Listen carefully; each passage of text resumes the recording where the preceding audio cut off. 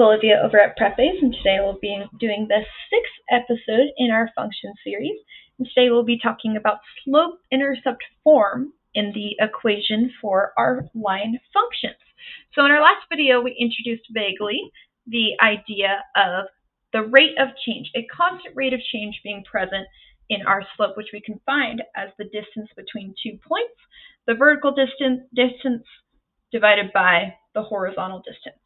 And another name for our constant rate of change is called the slope, which we typically symbolize as the letter m. So slope is one of our 2 key pieces of information that we need for our relationships between x and y. If we have the slope 2, like it was in our example problem, we'll know that the distance between 2 points will always have a ratio that equates to 2. However, where does this line exist in space? We need one more piece of information.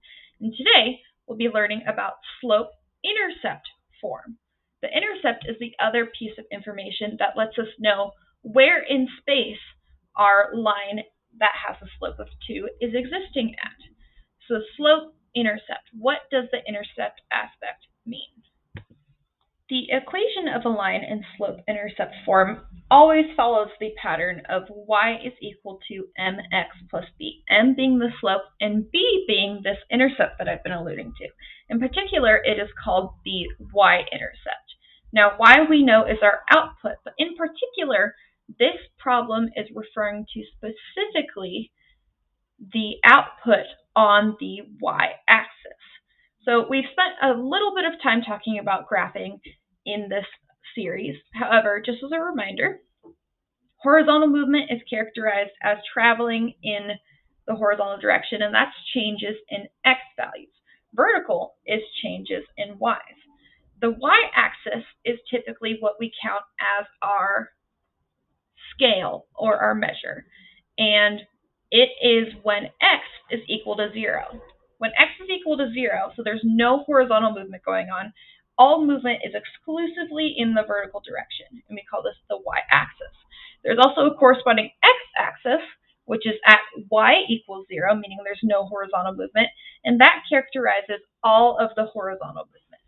So the y-intercept is where our function intersects with the y-axis. And like I said before, intersecting with the y-axis happens when x is equal to 0. So most of the time, we can find our intersection with either a picture of our graph by seeing where our line intersects with this y-axis here, or we can plug in and solve for it. So let's try both. So our y-axis is, I'm going to line up our pink line here, and our pink line is where x is equal to 0. So our red line, according to our key over here, is our equation y equals 2x plus 3. You can see the pink and the red intersect at the height of 3. Our equation also gives us that information when it's in the form y equals mx plus b, 2 being our slope and 3 being our y-intercept. However, there's one other way that we can go about solving for our y-intercept, and that is plugging in x for 0.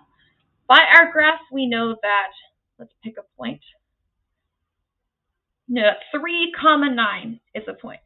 So 3, 9 is a point. And we know that at some point it has to intersect with the x-axis.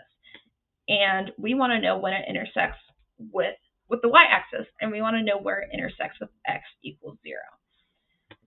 So I've got the point 3, 9, and the equation y equals 2x plus our unknown intercept value. We're acting like we don't know our intercept value yet.